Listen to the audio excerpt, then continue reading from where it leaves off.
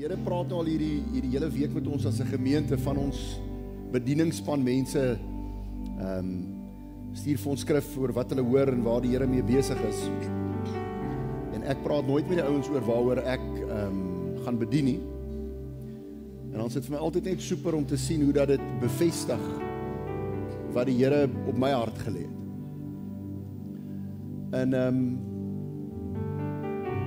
En as ek nou met julle eerlik moet wees vanoggend, dink ek hier moes baie meer mense hier voorgestaan het as die wat uitgekom het.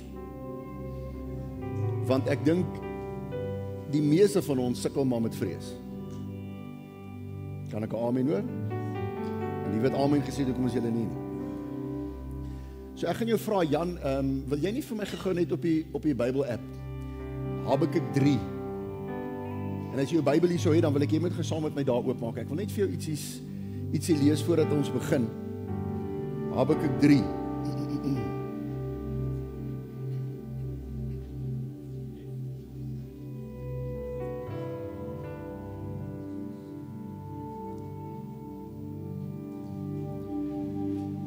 Hierdie is altyd 'n dinamiese tyd van die jaar, want almal van ons sien al die eindstreep.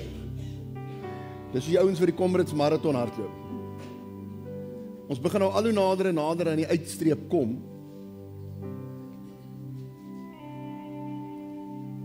En so opwindend soos wat dit vir baie mense is wat uitsien na vakansie, uitsien na weggaan, uitsien na Kersfees, is dit vir baie mense, die Engels praat van it's daunting. Dis 'n moeilike tyd van die jaar, want baie mense het nie veel om na uit te sien nie. Baie mense evalueer hierdie tyd van die jaar, maar wat het ek nou eintlik hierdie jaar met my lewe gedoen? Baie mense vat so 'n bietjie stok en dan gaan hulle deur en dan sê hulle, "Jesus, maar ek het hier gemis, daar gemis, ek het hierdie verkeerd gedoen, ek het daar verkeerd opgetree."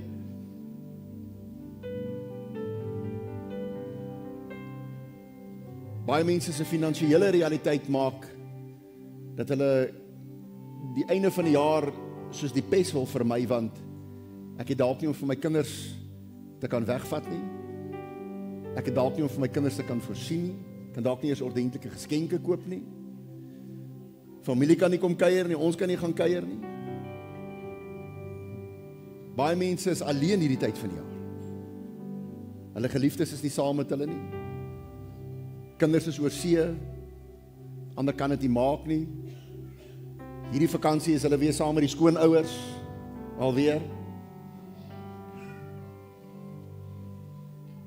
Party van ons geliefdes is net nie meer hier nie, afgesterf.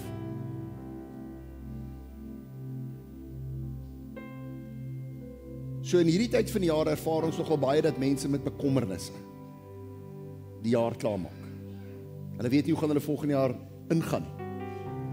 Hierdie jaar so rof en taf was vir ons, hoe gaan volgende jaar vir ons lyk? Die vrees van die onbekende. Vrees van groot besluite wat jy gaan moet maak. Party van ons is al so verlam oor verkeerde keuses en besluite wat ons gemaak het, dat ons al 'n fear of failure het. Ons is so bang, ons wil glad nie eens meer besluite maak nie. Ek los maar dat God se water oor God se akker loop. Want dit maak nie saak wat se besluit ek maak nie, dit gaan in elk geval uitbom. Dis so party mense voel. En dan wil ek jy met hierdie stukkie saam met my lees. Net van vers 17 af.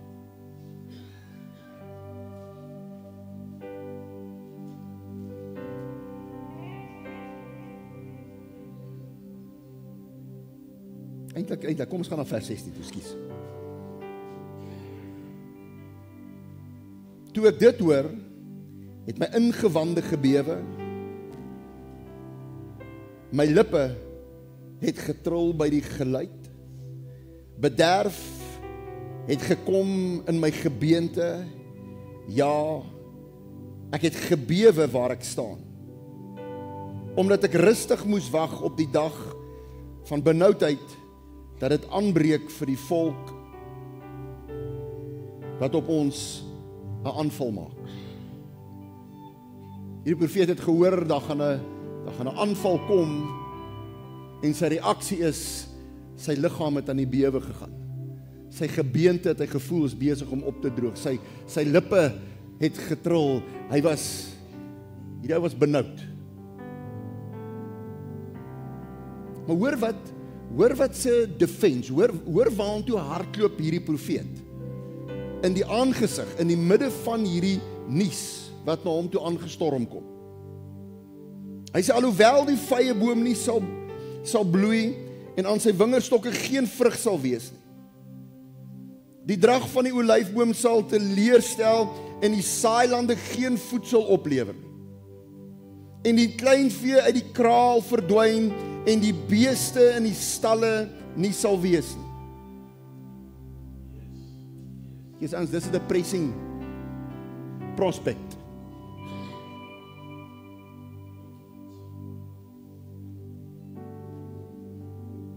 In die midde van hoe sleg dit ook al moontlik mag lyk. Al is daar niks. Sê so 'n bietjie niks. Niks om voor te hoop nie. Niks om oor opgewonde te raak nie. Inteendeel, daar's bankrotskap. Daar's leeg. Daar's niks. In die aangesig van dit skree hierdie profeet daai volgende uit in vers 18. Nogtans. Sê so 'n bietjie nogtans. Ouens, nogtans is nie 'n mooi woord wat ek vir jou kan leer om jou te help om beter te voel oor jou situasie. Nogtans is iets wat jy al moes ervaar en iets al moes beleef het, sodat jy dit kan sê in die aangesig van wat ook al hierdie geweldige teenstand is.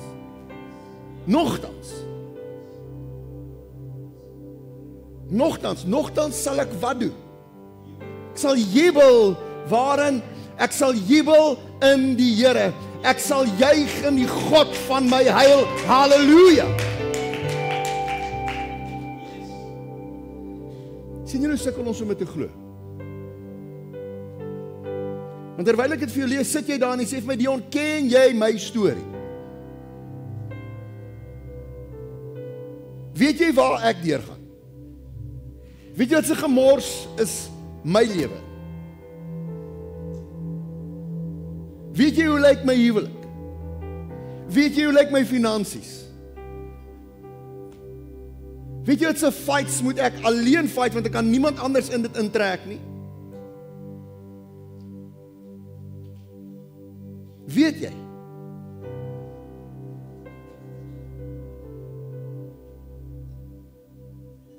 Volgende maak dit nie saak of ek weet waartoe jy gaan nie.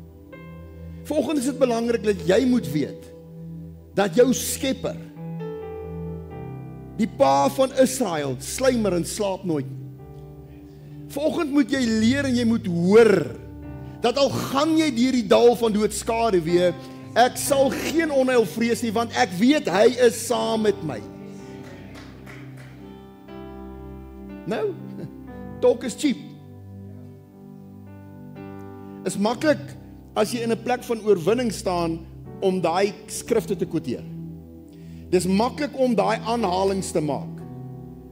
Dis 'n ander ding wanneer jy onder in die put is. Dis 'n ander ding wanneer jy voel, Dion, ek sien geen uitkoms nie.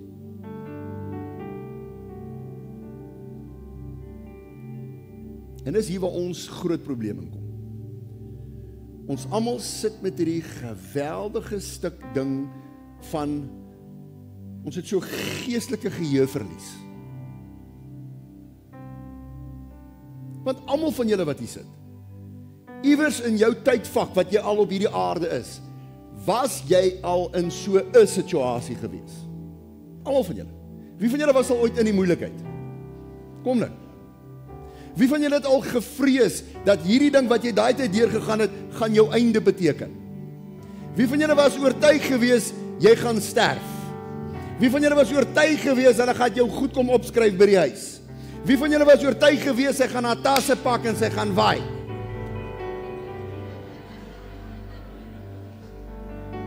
Ek wou amper vra, wie wou hy help, maar ek is nou...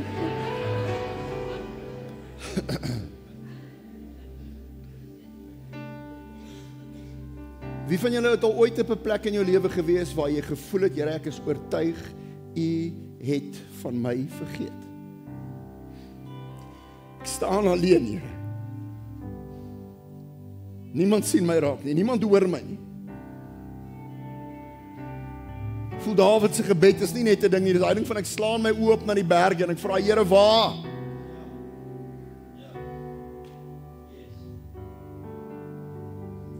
Jy hoor in jou ore, hoor jy hoe roep 'n ding soos 'n voëlkind. Jy sal nie glo hoeveel mense ek mee praat wat vir my daai storie vertel. Ek hoor voëlkind.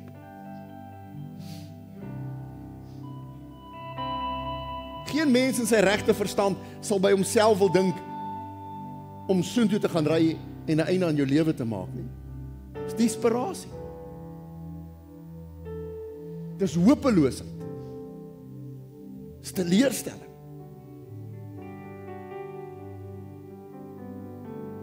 En jy staan vanoggend dalk daar en jy voel, Here, as ek na hierdie vrye bome kyk, spring net vir my asseblief terug aan na 17 toe, Sarah. Wat het ek gesê? Ekskuus man. Hy sê alhoewel die vrye boom nie sal bloei en aan die wingerdstok geen vrug sal wees nie. Die drag van die olyfboom sal teleurstel en die saailande geen voedsel oplewer. En die kluifie uit die kraal verdwyn en geen beeste in die stalle sal wees nie. Here, al staan ek by 'n oop graf. Al sit ek in 'n dokter se spreekkamer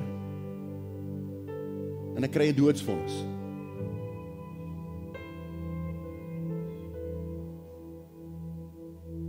Nogtans, Here, nogtans, want ek kan onthou dat U al vir my deur gekom het.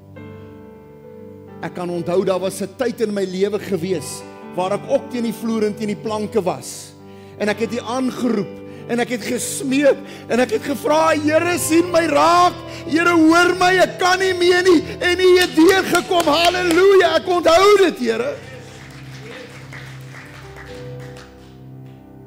And that's what you need to do today. Want wat het jou daai tyd uitkoms gegee? Jy het na hom toe gehardloop. Jy het hom aangeroep. Jou desperaatheid het gemaak dat jy alles wat jy probeer het, wat gefaal het, wat jy jou hoop op kon bou, het gemaak dat jy na hom toe. En dan gebeur 'n snaakse ding. Daar kom herstel. Daar kom uitkoms. En dan sonder dat ons besef, dan kom ons van daai plek wat ons hier so op ons knieë voor hom was in afhanklikheid. Waar ons voor hom kom neerbuig het en Here, ons is arm van gees, ons is so afhanklik. Dankie, Here. En jy maak snaakse beloftes as jy op jou knie is.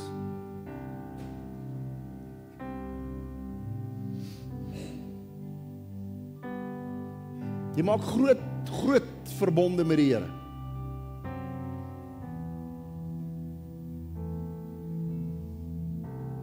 En dan kom hy kom sy gedeelte kom hy na. En in plaas van dat ons hier bly, dan begin dinge beter gaan. En soos wat dit beter gaan en die uitkoms kom ons op ons voete. En hoe meer ek op my voete kom, meer voel ek, hey, ek is alright. Ek is okay. Jy weet. En dan raak dit soos 'n kleintjie wat van kruip na opstaan, na val teen alles en jou die hele tyd nodig het want jy moet daar wees vir hom. Dan begin ons sien hoe dat ons onder die Here uithardloop in ons krag en in ons sterkte. En voor ons onsself kry, dan raak ons weer so self-sufficient. Ons vergeet wat het ons beloof toe ons daar op ons knie was. Ons vergeet wat se beloftes ons gemaak het aan die Here toe ons daar binne in daai gat was. Want dit gaan nou weer goed met my. En vir baie van ons, kiepie ingesluit, is dit die siklus van ons lewens. Baie van ons leef van een krisis na die volgende krisis.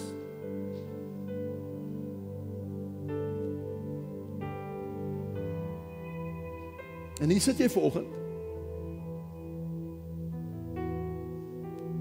Hier sit jy en jy soos daai profeet, jy sê Here my, die spoeg in my mond het al opgedroog. Here my maag is sulke butterflies hier binnekant, hierdie senuwee kollie. Kan nie geslaap kry in die aand nie, ek lê daai lakens sulke rieme. Draai en draai en draai. Ek kry nie daai movie afgesit in my kop nie. Julle weet daai een wat die duiwel vir jou speel, wat hy vir jou wys hoe sleg dit gaan eindig. Is daar sulke mense wat daai movie set, nê? Jy kry nie die knoppie gestop nie.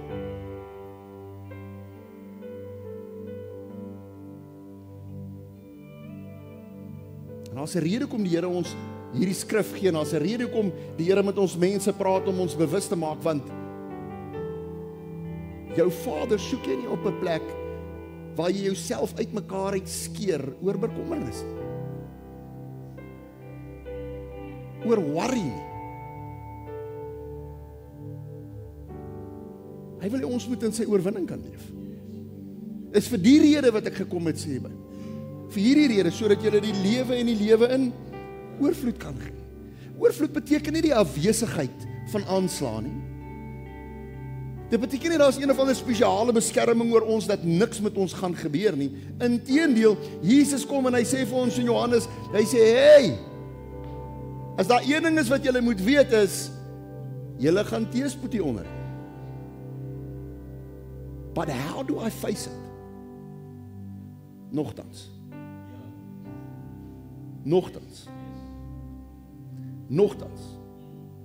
Die geheim is nie net om te staan en te sê nogtans nie. Die geheim is om te doen wat die profeet sê, wat daai oorwinning gaan bewerkstellig.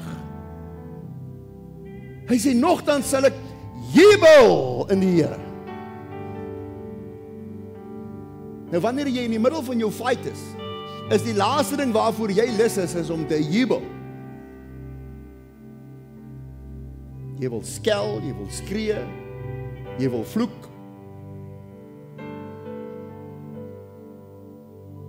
Hoekom is dit so belangrik? Hoekom is dit so belangrik dat hy sê dat ek sal jubel en ek sal juig? Hoekom is dit wat uit jou mond uitkom so belangrik? Help my. Spreuke 18 sê dat die mag van lewe en die mag van dood lê waar? In jou tong. Sê vir iemand langs jou, dit lê in jou tong. Ouens, ons dink ons hardloop rond vir planne en vir mense om ons te help om ons uit die moeilikheid uit te kry. Daai goeders is dalk 'n temporary fix. Maar daai goeie kry ons gewoonlik dieper in die moeilikheid. Ek en jy moet 'n besluit maak, ons moet sê of ons glo dis waar is of nie. Want die kant wat jy kies om te gebruik, se bewyse is in jou lewe sigbaar. Hierdie storie van Job, toe Job alles verloor. Toe Job absoluut alles, die rykste man in die ooste, toe hy alles verloor wat hy het. En in 'n kwessie van 10-15 minute kom sy verskillende bestuurders van sy boerdery kom aangehardloop en sê vir hom, dit het nou net gebeur, dat het nou net gebeur, hierdie ding het gebeur, en jou kinders is op nou almal dood. Die heel eerste ding wat hy doen is, hy val op sy knieë, en hy gooi sy hande op en hy sê, heilig, heilig, heilig, heilig is die naam van die Here. Job het geweet wat uit sy mond uitkom, gaan sy toekoms bepaal. En waar sien ons hoekom is dit so belangrik? Die Bybel is die grafiese manier hoe die woord geskryf is. Ja, ek is nie van ouens, ek sien prentjies. En Job se storie is dat die Bybel sê Hy en die gode seuns het eendag voor God kom verskyn. En die Here vra vir hulle, waar was julle gewees? En die Bybel sê, nee, ek het bietjie daaronder op die aarde rondgeloop. Hy het so 'n paar draadjies geloop. Here sê vir hom, hey, het jy, dit is my weergawe, dit staan nie so in jou Bybel nie, so moet dit nou nie so gaan soek nie. Maar hy sê, het jy my diensknegt Job daaronder raak geloop? Het jy hom iewers daar raak gesien? Hy sê, ja, nee, ek het hom gesien. Ja, nou, die Here breek so bietjie oor hom. Hy sê, hey, jy gaan check highlightie van my. Jy is oukies agter mekaar. Jy gesien hoe geregtig is hy. Jy gesien hoe opreg lewe hy. Het jy gesien? En jy hoor die duiwel kry so nafie. Het julle ook hy woord gebruik op skool? Iemand is nafie, nee? Hy kry so nafie uitdrukking, sien ek in my gesig. Ja, ek het hom gesien, maar daar's 'n rede hoekom hy so geregtig leef. Daar's 'n rede hoekom hy so opreg is.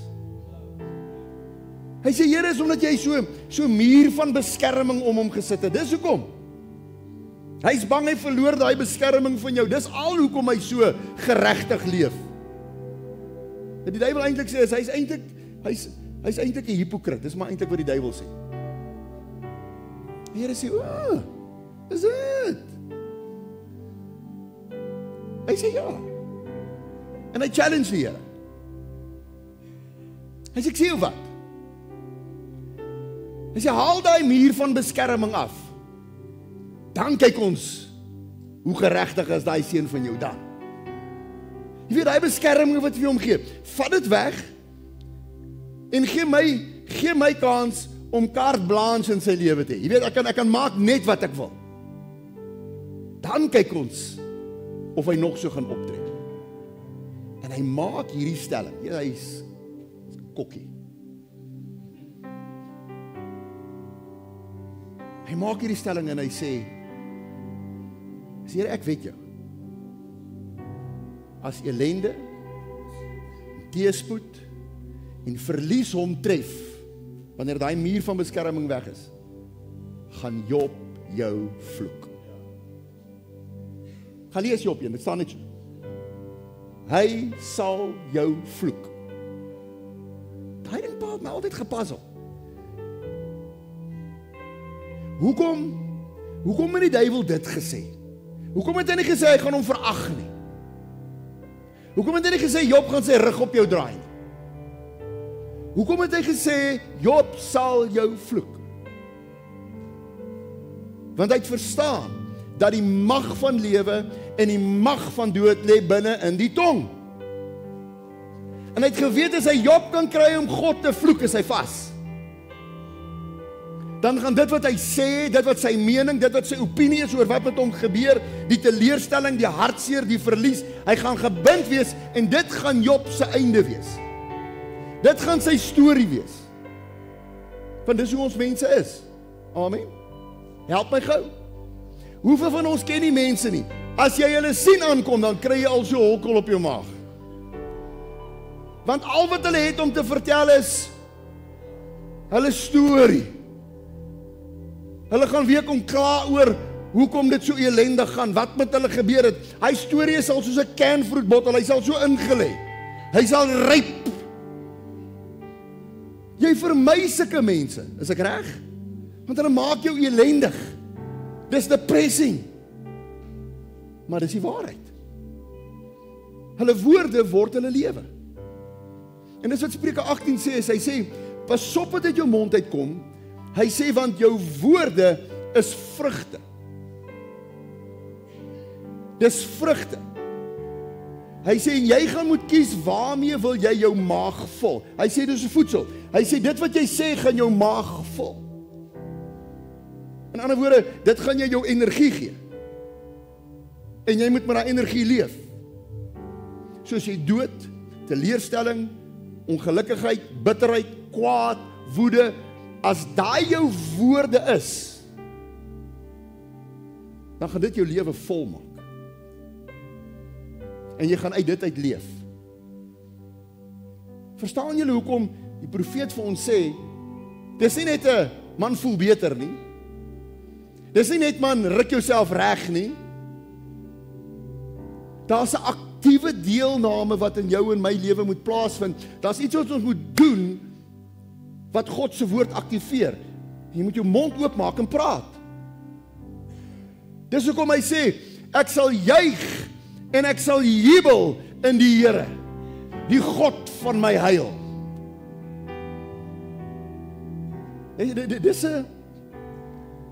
Dis 'n skill. Dis nie 'n gevoel nie. Want daar waar jy in die gat is, voel jy nie so nie. En dis hoekom ons nie op ons emosies kan leef en staat maak nie. Dis hoekom ons op waarheid moet staan. En dis hoekom ons die skill moet aanleer om te weet dat in die midde van jou geveg moet jy weet wat om nou te sê. Want die vyand staan hier reg en hy por jou aan. Hy por jou aan om God te vloek. Hy por jou aan om dood te spreek. Hy staan en sê, come on, sê dit, come on, doe nou. Want dit is mos die waarheid, nie? Hy wil hê, dit wat jy sien, moet jy sê. Weet jy wie van julle kyk UFC nie? Of boks, wie hou van boks, of enige fight dissipline nie. Maar dit fascineer my altyd, hoe dat, weet ouens weet maande voor 'n tyd, wanneer hulle in 'n geveg ingaan.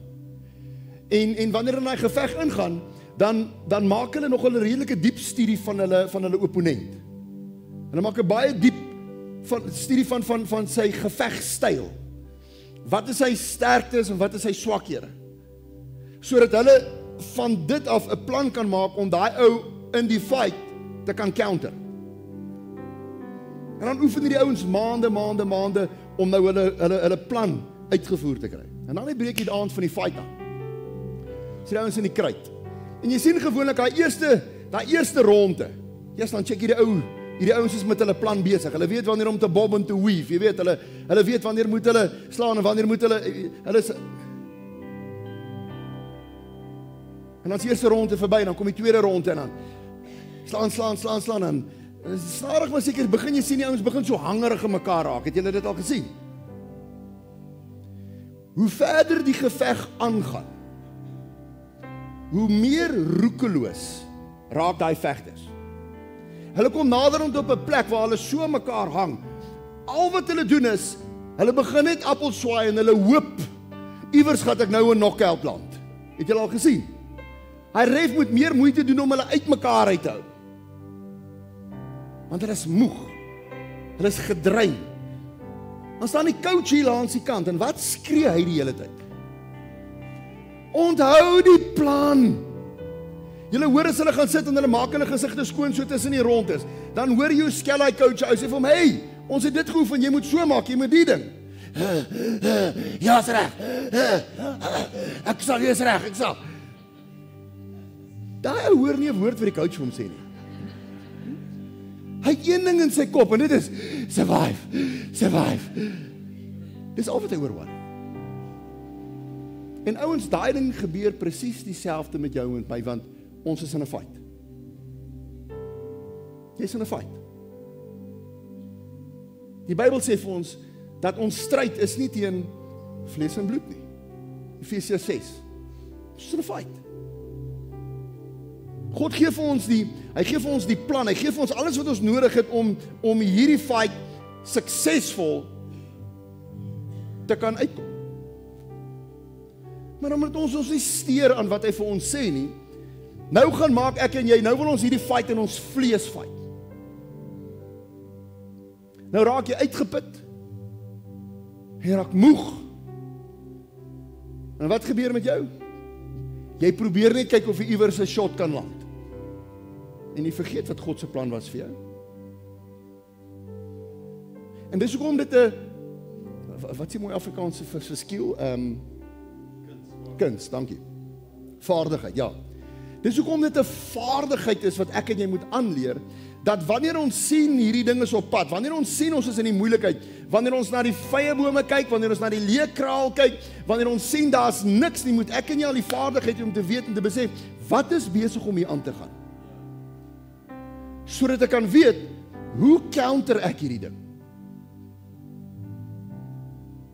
ek hoop nie ek gaan jou nou teleurstel.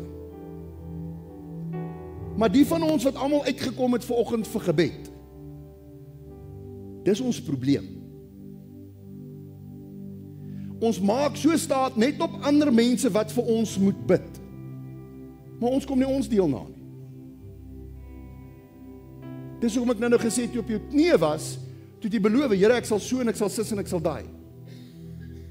Nou sê die woord vir jou wat jou gedeelte is om te doen. Ons bid vir jou, maar ons bid dat jy helderheid van verstand kry. Ons bid vir jou dat jy nugter kan wees om te sien, maar wat is besig om in my lewe plaas te vind? Dat ek kan evalueer, dat ek kan sien, wat se strategie moet ek toepas? Ons gebed vir jou, die feit dat ons jou salf en ons hande op jou lê, gaan nie jou situasie so verander nie. Maar dis ons verwagting. You've got your part to play. Jy moet die woord van God moet jy toepas. Dis hoekom die woord van God is kragtig en lewendig, dis skerper as 'n tweesnydende swaard. Dis hoekom God in jou mondering, jou wapenrusting het hy vir jou 'n swaard gegee om wat te doen? Om mee te loop en breek. Dis is Excalibur. Dink jy die vyand skrik vir daai swaard as jy net so met hom loop en breek? Hierdie Bybel van jou. Ek spot altyd. My pa het 'n verskriklike hoë agting vir die Bybel gehad. Ons kinders gewees, so kyk ons eendag na 'n Jimmy Swagger diens. En terwyl Jimmy Swagger preek, raak hy verskriklik begeesterd en hy vat daai Bybel en hy gooi hom so op die kansel neer. My pa spoeg amper sy valstaan uit. Hoe kon hy dit doen met die Bybel? Wanneer die mense in die moeilikheid is, dan doen hulle snaakse goed as hy desperaatheid het, dan gaan gooi hulle die Bybel op die vloer en gaan staan hulle op die beloftes van die Here. Dis desperaatheid. Ek staan op God se woord. Ons pak ons Bybel so vier van hulle vol aan ons bedkassie. En dan voel ek ten minste die woord is naby my. Maar dan sit jy jou koffie en jou horlosie en jou brille en alles pak jy op hom neer. Ouens, die vyand skrik nie vir hierdie ding. Weet jy waarvoor skrik hy? Hy skrik vir 'n man en vrou van God wat weet om hierdie woord te gebruik. Halleluja! Om te sê, daar staan geskrywe. Hy skrik vir dit. Hy skrik vir ons wanneer ons weet hoe en wat om met hierdie woord te maak. Dis waarvoor hy bang is. En dis hoekom hy jou en my so uit die woord uit wil hê. Dis hoekom hy wil hê ons moet onkundig wees oor die woord van God. Dis hoekom hy wil hê daai skrif wat ons daar lees, moet jy tog net nie raak blaai nie. Want nou is jy stupid genoeg om daar te doen wat daar staan. Jy vir Jesus, hoe kan jy vir my sê ek is stupid? Ek sê nie so nie, Jesus het dit gesê. Matteus 7 vertel hy die storie van die ou van die huis op die rots en die huis op die sand. Julle almal ken dit. Hy sê, kom ek vertel julle gou hierdie vergelyking. Hy sê, mense wat my woord hoor en dit doen, sal ek vergelyk soos 'n wyse man wat sy huis op die sand gebou het. Is julle seker? O, toets julle dit, nee. En hy vertel die hele storie. Die storm is het aangerol gekom, dit was haal en donder weer, dit klink vir my altyd soos die varkies en die wolf se storie, nee, ek sien daai prentjie. Jy sien hoe die duiwel haf en paf om jou huis om te blaas. Hy sê, daai huis het bly staan. Hy sê, maar kom ek wys vir iemand anders. Daar's mense wat my woord hoor, maar hulle doen dit nie. Die Engelse vertaling beskryf dit so mooi. Hy sê, and I will liken him to a stupid man. Sê so 'n bietjie stupid. I will liken him to a stupid man. Want hy wat my woord hoor en dit nie doen nie, is iemand wat sy huis op die sand bou. Hy sê, wanneer hy selfde storms aangerol kom, wanneer hy selfde wolf daar staan en haf en paf, dan blaas hy jou huis aan flarde. En weet jy wat gebeur? Dan staan ek en jy so om die huis, en ons kyk so met ons hande en ons hare, as jy nou het, jy is nie soos ek nie. Jy staan daar en jy dink, Here, maar hoe het dit gebeur?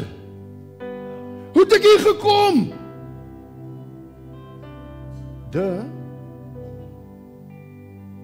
Het jy my woord gedoen? Did you know how to apply the word? Het jy geweet om met die woord akkuraat te sny? Het jy geweet waar om te steek? Het jy geweet waar om te kap?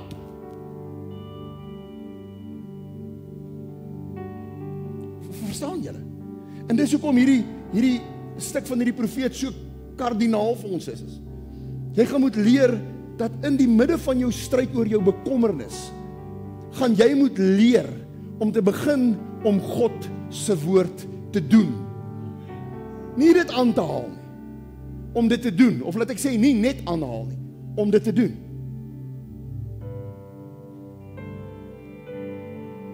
En dis hoekom mense soos ek werk het.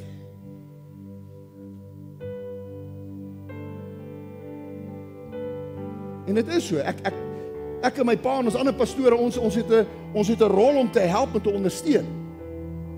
Maar ons iewers moet jy begin groot word. Sien jy daai goed as jy langs die kant? Iewers moet jy begin groot word. Iewers moet jy op jou eie voete kan begin staan en sê, hey, maar ek weet wat om te doen. As ek hierdie kraal sien wat leeg is, as ek sien my oes is 'n gemors, as ek sien hier's niks wat gaan inkom nie, onthou ek, pas op wat uit jou mond uitkom. Want ek gaan dit eet, dit gaan die storie van my lewe word. En ek onthou, wat sê God se woord vir my? Sê, ja, nogtans sal ek jubel in die Here. Hoekom? Omdat ek blind is vir wat my gebeur? Nee, maar omdat ek onthou waar God al vir my deurgekom het in die verlede.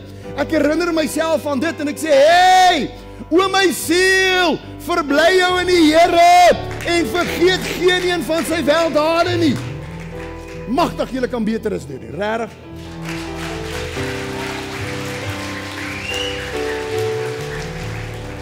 Die probleem is, ons dink, hierdie ouens is besig om ons op te saai.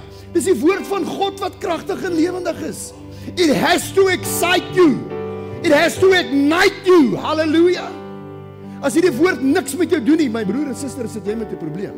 As kind van God. It means you're not receptive. Dit beteken die grond wat hierdie saad inval, is dooie grond. You have to be receptive. Dit moet iets in jou wakker maak. It's got to stir you. Ek is nie die een wat dit aflaai. Ek gooi nie die saad. But you have to react upon it. Soos jy volgens wil hê, vrees en bekommernis moet uit jou lewe uitwyk, moet jy begin optree soos wat God sê jy moet optree. Halleluja. Jy moet begin doen wat God se woord sê jy moet doen. Halleluja. Een skrif en dan se klaar. Ek wil hê ons moet daai ding gou doen. Maak gou vir my oop by 1 Petrus 5. Ek wil jou so 'n paar gee wat ek wil hê jy moet. Onthou, ons is besig met om soos Christus te word. Ons is besig om ons minds te renew. Onthou julle, dis waaroor ons praat, renew in your mind. So dit beteken as kind van God moet ek en jy 'n ander informasiestelsel hê vir hoe ons nou gaan deel met daai folder van bekommernis en vrees in ons lewens. Ek gaan volgende week as ek kan, gaan ek dit in detail vir julle gee. Wat het ek gesê, 1 Petrus?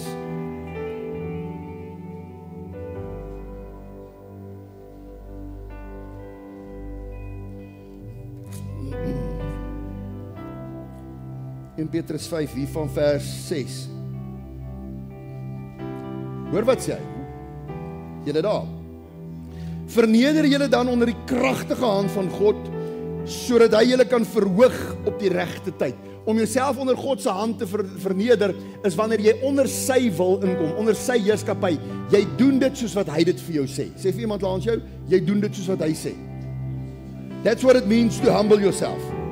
Sodat hy jou kan oprig. Werp al julle bekommernisse op hom, want hy sorg vir julle. Halleluja. Wat beteken dit om te werp? Gooi, sê vir iemand anders, dis om te gooi. Nou baie van ons ken, gooi het op.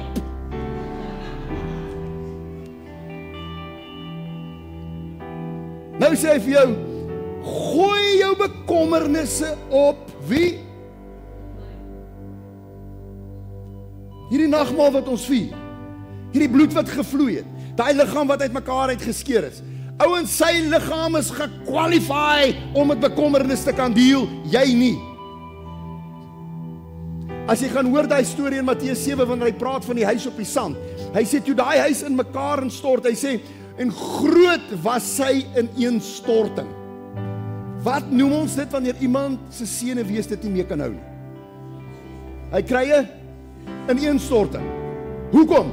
Want sy system, ek en jy is nie gedesign om al hierdie stres en al hierdie bekommernisse mee te kan deel nie. Jy is nie. Ons dink ons is, want ons word geleer om taaf te wees, ons word geleer om sterk te staan. Dit keer jou om nie vir hulp te vra nie. Dit keer jou om nie hulp te ontvang nie. So wat gebeur? Die vyand sê, I love a stubborn person. Oh, I love somebody that's full of pride. Jy weet, ons sê mos, ja, maar jy moet trots wees. Hy sê, ek love it. Love it, love it, love it, love it, love it, love it. Want 'n trotse persoon vat nie sommer hulp nie. Trotse persoon vat nie sommer 'n blessing nie. Trotse persoon vra nie vir hulp nie. Ek sal eerder vrek voor ek vra. Ken julle daai stellings, nee? Dit maak sulke lelike stellings. Nou sê hy, gooi al jou bekommernisse op hom, want hy gee vir jou om. He wants to deal with it. You won't bother him with your problems. Dis nie vir hom 'n issue wanneer jy voor hom kom en vir hom sê, pa, hierso vat asseblief nie. Hy reageer nie soos ek nie. Nee, my magtig man, wanneer gaan jy nou, nie regtig. Wanneer gaan jy nou groot word? Wanneer gaan jy nou op jou eie voete staan? Wat het jy gedink?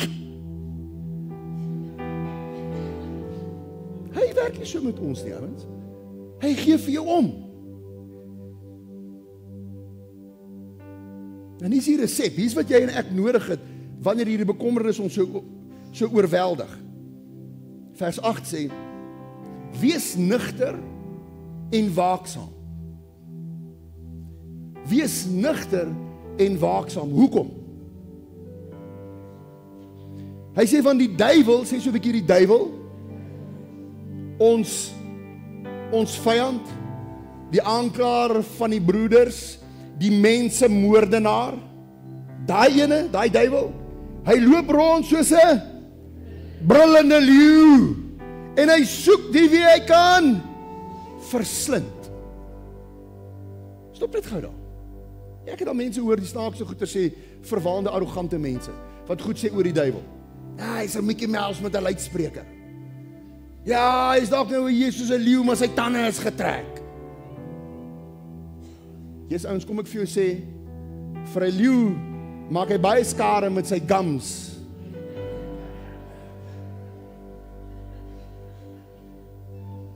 Amen. Kom ek sê, die mense wat by my kom sit, lyk nie vir my of hulle gegam is nie. Hulle lyk of hulle getand is. Kom nou. Soos hierdie verwaande aanhalings wat ons maak. Hy sê, hey, julle moet nugter en wakker wees, want julle vyand, die duiwel, loop rond soos 'n brullende leeu. Hy soek om jou te verslind. Hy soek om jou te verskeer, ouens. Dis sy job, hy het gekom om te steel en te slag en te verwoes. Don't expect anything more of him. Or anything else of him, for that matter. Maar nou gebruik hy twee belangrike woorde. Wees nugter en wees wakker. Wat is die teenoorgestelde van nugter? So hy impliseer, jy moenie wat wees nie? Dronk wees nie. Hy praat nie hiervan onder die prop nie. Hy praat nie van jy is hierso onder die invloed van alkohol. Wanneer jy dronk is dit by definisie wanneer jy onder die beheer van enigiets of enigiets anders is, of iemand anders is wanneer jy nie in beheer is nie, wanneer jy nie by jou volle positiewe is nie, wanneer jy nie die vermoë het om 'n ordentlike oordeel te maak nie. En dis wat bekommernis met jou doen. Ons loop rond en ons is dronk van bekommernis. Luister hoe praat mense wat die hele tyd bekommer is. Hou hulle liggaams taal, hou dit dop. Jy gesien as jy saam met iemand in 'n vertrek is en jy weet hierdie ouens het heavy bekommernis. Hy hoef nie vir jou 'n woord te sê nie, jy sien net hoe hy optree. Hy sit en skop hy beentjie van hom so. Dit lyk of hy 'n 50 probeer kickstart, Tony. Nee? Of daai hondjies wat se maag jy so kiel. Ek meen hy Skus. Jy hoor, ons praat van incoherent. Jy hoor hoe die mekaar praat hulle. Jy sien hoe verward is hulle. Hulle laat goed val. Hulle die shakes. Jy hoor dit uit hulle monde uitkom. Hoekom? Want hy's onder die invloed van bekommernis. Hy's onder die invloed van vrees. Nou sê hy, as jy onder die invloed is, as jy dronk is, kan jy nie wakker wees nie. Dit beteken jy het nie nou die vermoë om raak te sien en om te kan kyk om te sien, hey, van watter kant af kom hierdie aanval? Wat is besig om met my te gebeur nie? Jy kan nie, want in jou dronkheid, you rolling with the punches. Jy gaan waantoe die vyand jou jaag. Want dit is wat hy met ons doen. Hy jaag ons aan. Wat doen die goeie herder? Hy lei ons. Sê vir iemand langs jy, die goeie herder lei jou. Waantoe lei hy jou nou weer? Waters waar? Rus is. Dis waantoe hy jou wil vat. Waantoe dink jy wil die vyand jou jaag? Hy wil jou jaag daarna daai doodskaduwee toe. Hy wil jou jaag daarna daai skaduwee toe. Wouter, hou op jou been so tik, want nou begin jy my sien weer aslig maak. Hy been van hom double bounce al soos 'n Skus. Ek maak net 'n grapie, hoor. Hoor julle wat ek sê? Hy wil jou jaag soontoe, dat jy onder die invloed is, dat jy nie gaan dink wat jy sê. Dan staan jy vasgebind deur jou woorde, jou huis het in duie gestort, en ek verstaan nie hoe ek hier gekom het nie.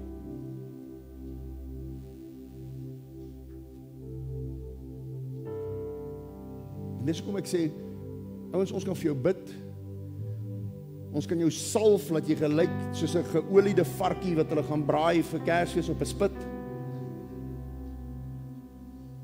Dit gaan vir 'n oomblik ligting bring, want jy voel beter, want jy voel die salwing van die Here op daai oomblik. But it won't last. Because that hasn't changed your mind. It's the word of God that changes your mind. Geloof kom deur gehoor. Gehoor kom deur die woord wat gepreek word. So wanneer jy die woord van God gebruik, wie hoor dit? Jy preek vir jouself. Dis hoekom Dawid in die Psalms, wanneer hy daar praat, ouens, hy praat nie net met die volk, hy praat met homself. As hy Psalm 103 aanhaal, o my siel, maak groot die Here, met wie praat hy? Met homself.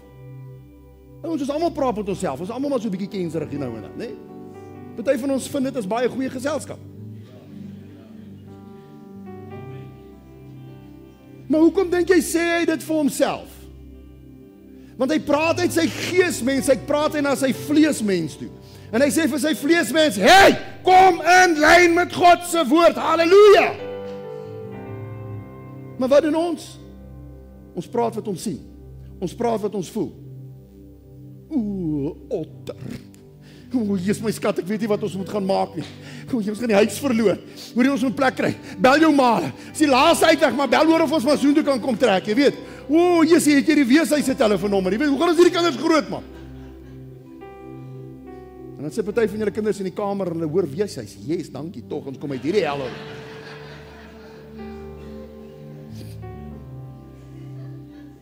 Kom nou, ouens. Verstaan julle? En dis hoekom ons, en ons gaan dit nou doen, dis hoekom ons jubel, en dis hoekom ons juig. Want ek staan daar, en ek kom uit my geesmens uit, en ek praat God se woord, wat kragtig en lewendig is. Ek praat dit, en ek gee dit vir die vyand. En ek sê vir hom, hierso, take this. Take this. Ons het ons lelike goed wat ons vir mense sê in ons vlees, wanneer ons 'n punt wil probeer maak, né? Nou doen ons dit in ons geesmens uit. Want die woord sê, daai gedeelte wat hy daar aan Petrus van praat, hy sê, al wat ons moet doen is, staan die vyand teë. Ek raak nie met hom in 'n fight betrokke nie. I just give him God's word. Iemand wat jou sukkel en maak jou kwaad en sê vir hom, "Hey, gaan jou plathand gee, papi." Nou sê ek vir die vyand, ek gee jou die 5voudige bediening. Ek gee jou God se woord, hierdie swaard. That's what I'm using. En die Bybel sê, hy sal van jou af weg vlug. Halleluja! Hy gedeelte sê dit. Hy sal van jou af wegvlug. Spring net gou na die volgende een toe. Ek dink net seker maak vers 9. Ekskuus. Jan. Hom moet julle teëstaan, standvastig in die geloof, omdat julle weet dat dieselfde lyding opgelê word aan julle broederskap wat in die wêreld is. Die volgende ene. Vers 10. Mag die God van alle genade self wat ons geroep het tot sy ewige heerlikheid in Christus Jesus, nadat julle vir 'n kort tyd gelei het, julle volmaak bevestig, versterk en grondves.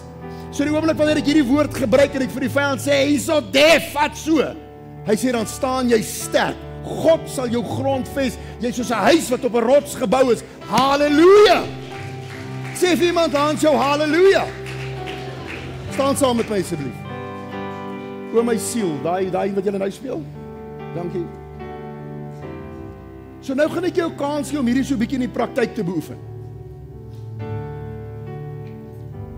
Daai ding wat vir jou brul, daai ding wat soos 'n brullende leeu hier om jou staan en karring, wat jou ook om bang maak.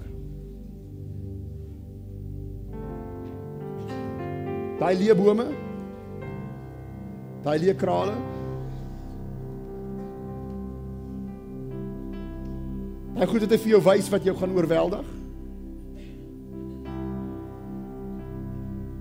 Daai angs, daai bekommernis, daai vrees. Nou gaan ons jubel in die Here. Ons gaan nou sy naam groot maak. En ek wil hê jy moet dit doen dat jy die ou langs jou, wat dalk nog 'n bietjie sukkel of 'n bietjie skaam is of 'n bietjie oortuiging nodig het, laat jy sy geloof vir hom bou, soos wat hy hoor hoe dat jy in geloof optree. Amen. There's got to be conviction. Sê so 'n bietjie conviction. Hy moet oortuiging wees. Jy kan dit nie doen net om ek vir jou sê. Jy moet vanoggend hoor jy doen dit want God sê vir jou om dit te doen. Amen. So 'n groot verskil wanneer ek vir jou ietsie sê. Maar jou Vader praat met jou. Jou Meester praat met jou. Jou Abba praat met jou. Hy wat jou liefhet, soveel dat hy sy seun gegee het om te sterf vir jou. Hy praat met jou, ouens. Dis nie 'n handleiding, dis nie. Hy's nie besig om vir ons te hy gee vir jou instruksies.